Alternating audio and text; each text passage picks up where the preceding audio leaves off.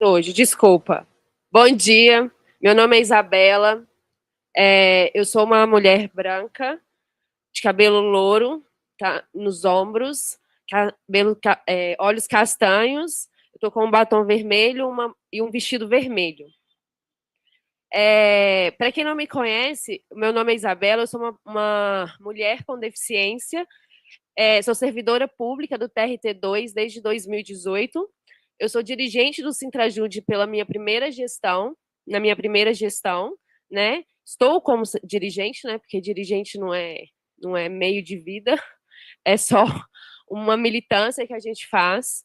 E sou uma das fundadoras do núcleo PCD do Sintrajude. Né? Nessa nossa gestão, a gente construiu esse núcleo que já vem fazendo a gente tem atividades uma vez por mês, pelo menos, onde a gente faz uma formação. A gente sempre tem palestrantes, inclusive a Mayra que vai vir, que estará na mesa amanhã, é uma das pessoas que sempre contribui com as nossas palestras lá. Então, é um curso de formação e que atrai pessoas não só do Sintrajude, mas pessoas do país inteiro. A gente sempre faz questão de dizer que os núcleos de opressões dos sindicatos, eles não têm que ser fechados apenas para os sindicalizados da nossa base, mas tem que servir como meio de apoio, né, para todo mundo. Então, aqui, inclusive, eu estou vendo algumas pessoas que já participaram dos nossos núcleos, do nosso núcleo,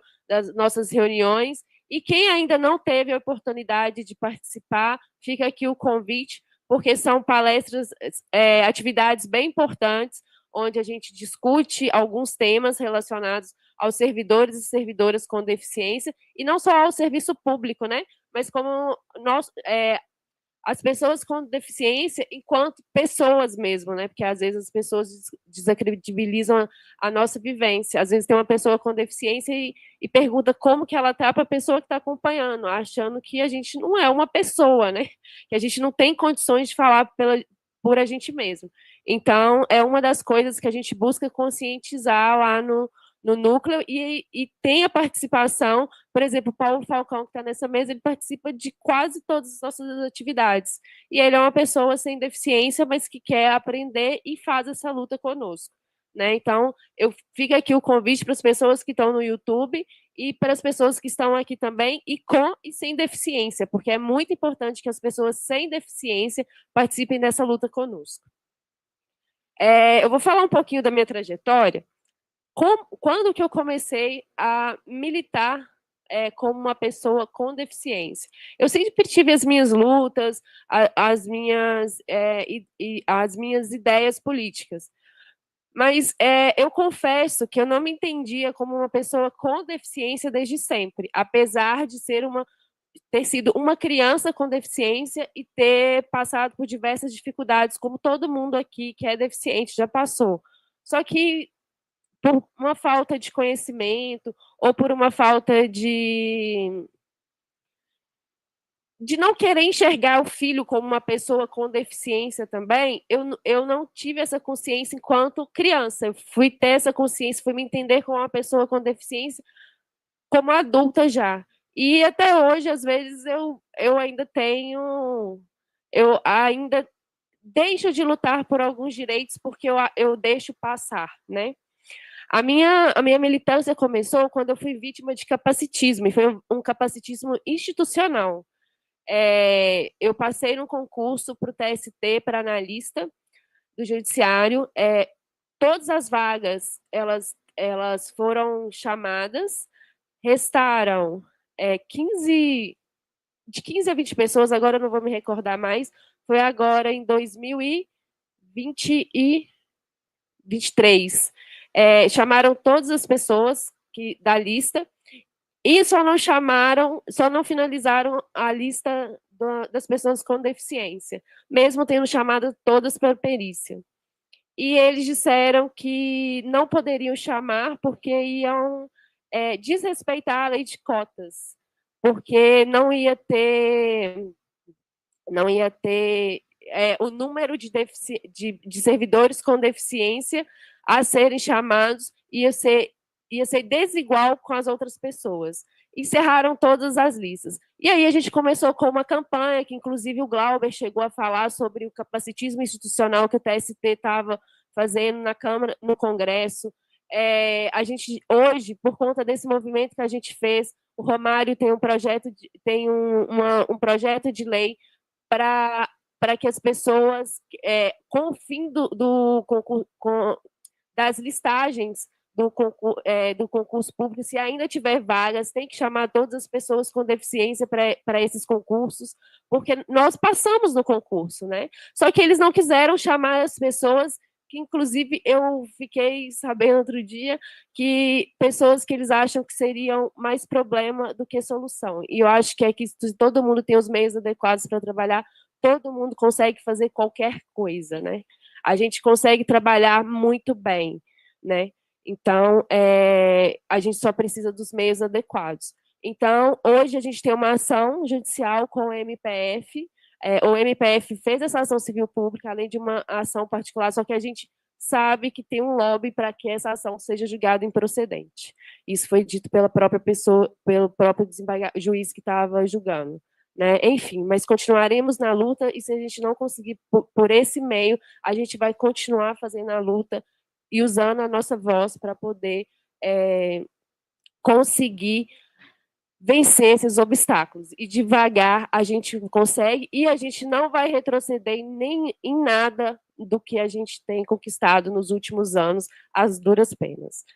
Agora eu vou entrar, e aí, dentro dessa militância também, a gente já fez um debate dentro da Câmara, junto com a deputada Sâmia, para discutir em uma audiência pública as condições de trabalho dos servidores com deficiência, né? Porque a gente tem muitas limitações, apesar de já ter tido um pequeno avanço.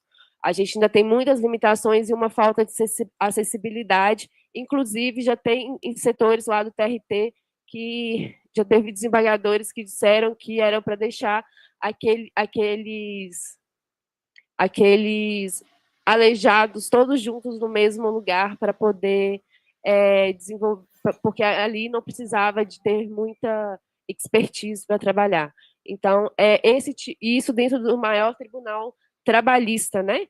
Maior tribunal da América Latina. Então, oi? Da Justiça do Trabalho. Exatamente. Então, assim, é um capacitismo que a gente não esperaria da Justiça do Trabalho, pelo menos, né? E aí veio principalmente do TST, pelo menos comigo, o maior problema que eu já tive dentro do judiciário foi com o TST. Então, agora, voltando para o tema, o que a gente vai falar aqui é sobre o teletrabalho. O teletrabalho, ele dentro do judiciário, ele ganhou uma grande força depois após a pandemia, né? Que todos os servidores,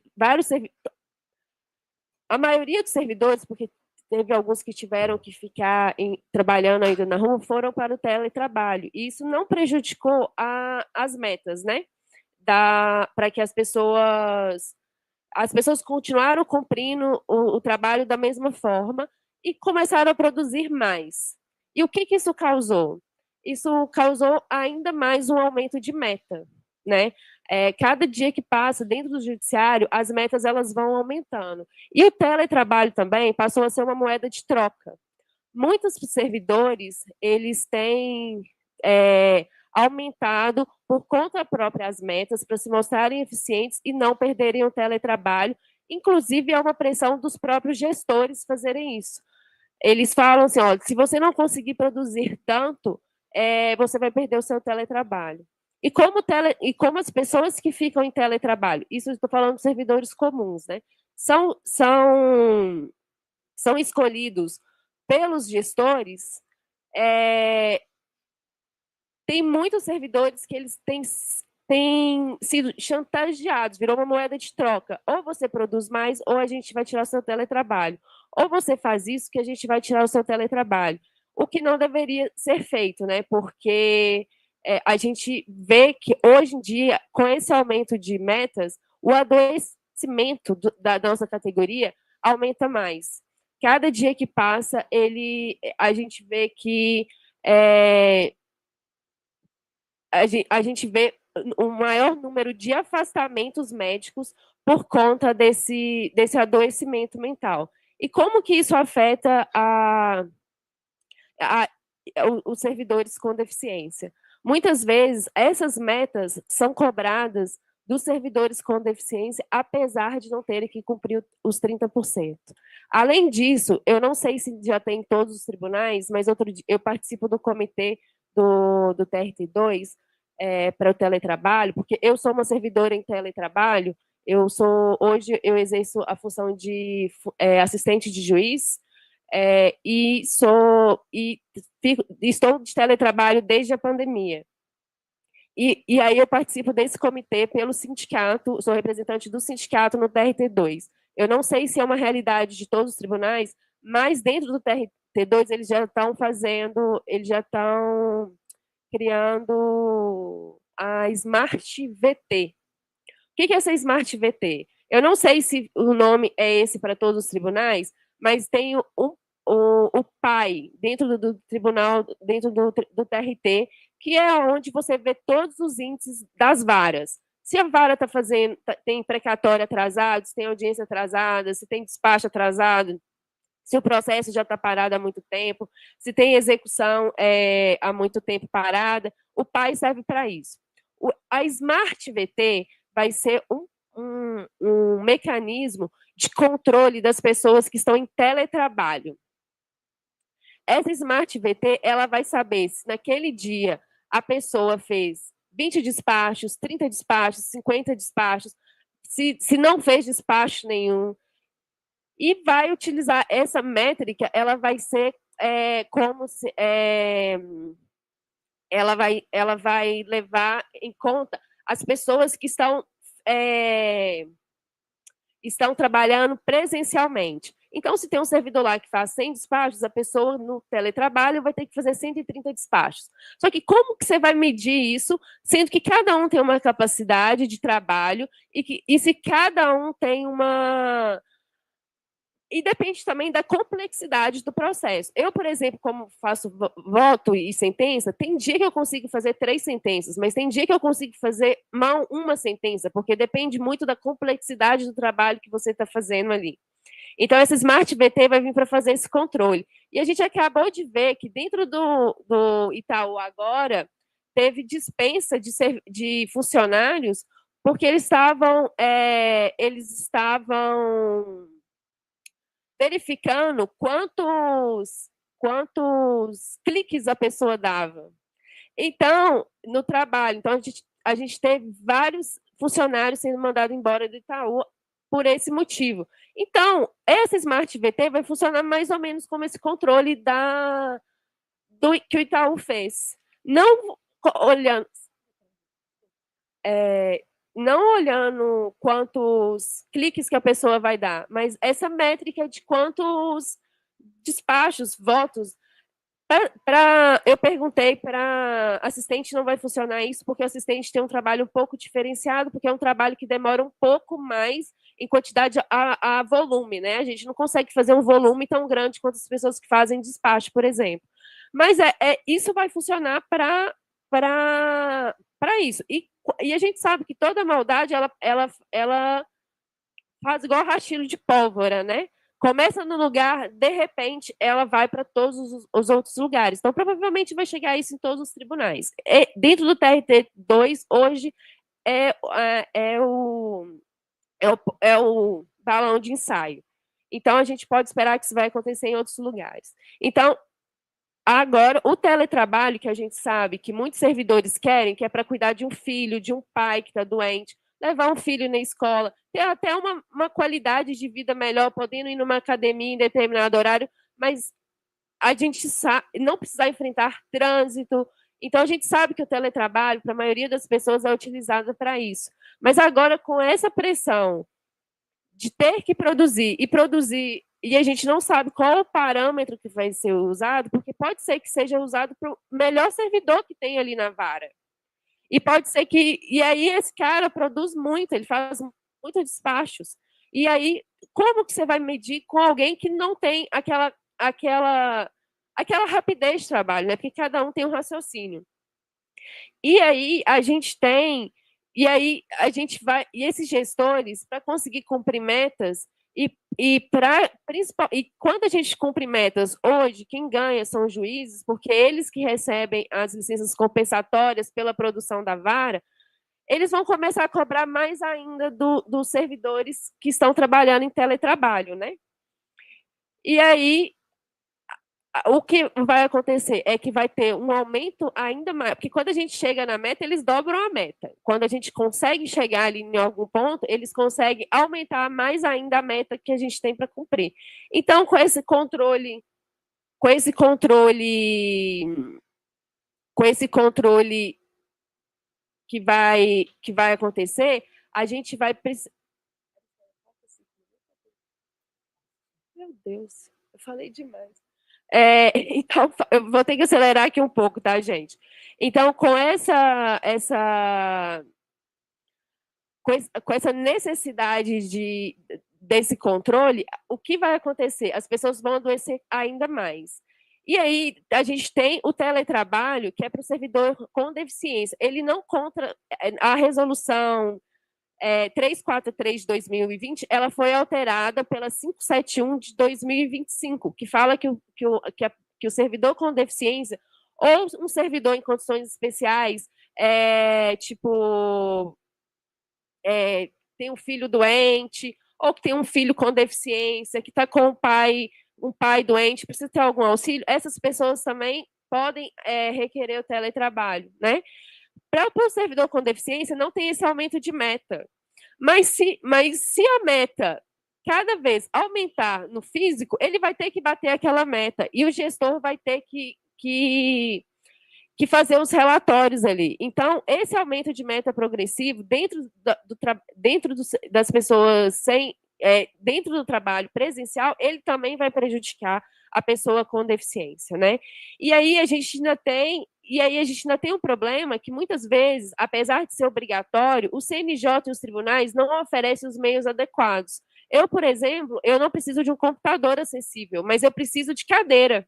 Eu preciso de outras coisas. O tribunal nunca me perguntou se eu preciso de uma cadeira. Eu que me virei e comprei a cadeira adequada para mim. Então, além de tudo, todos os servidores ainda têm que custear essa aparelhagem. E quando vai uma ação na Justiça do Trabalho, que um funcionário da iniciativa privada pede o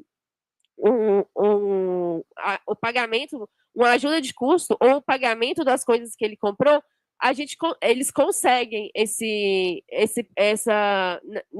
com uma ação ganhar esses custos, a recomposição desses custos. E a gente não, né?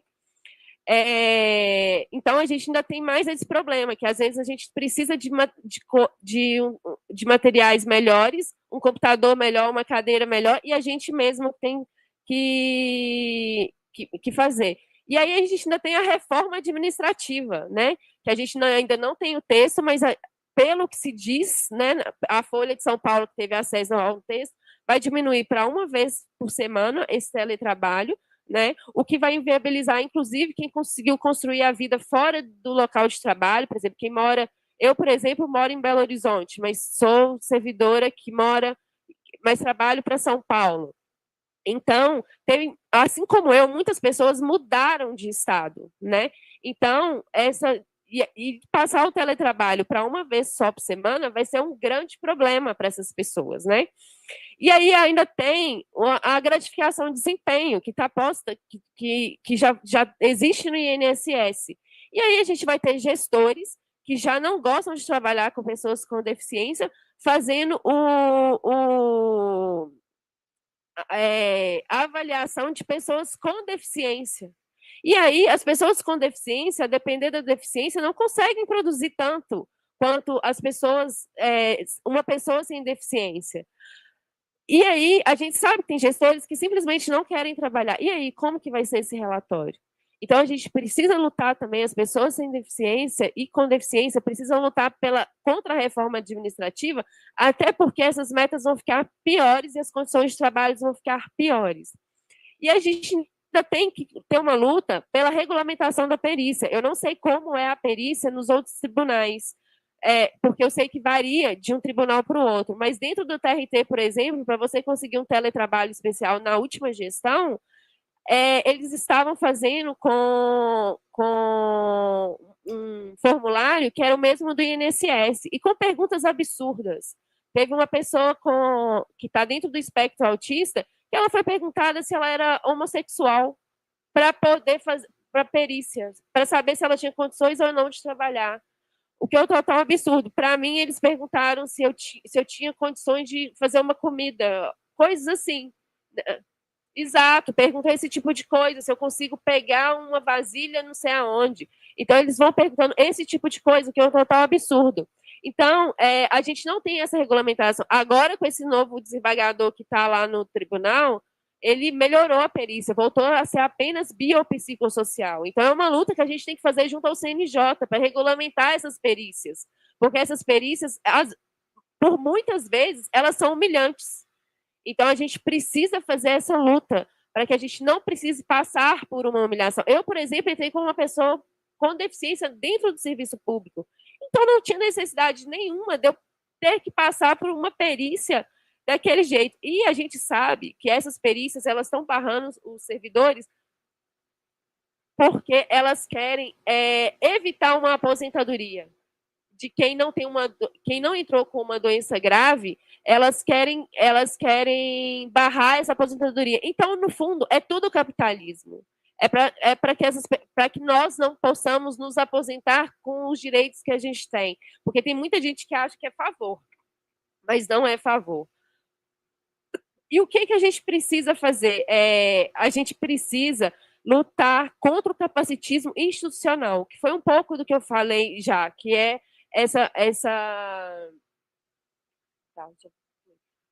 que é essa pessoa que dentro das relações de trabalho com as pessoas com deficiência. A gente precisa fazer esse enfrentamento dentro das instituições.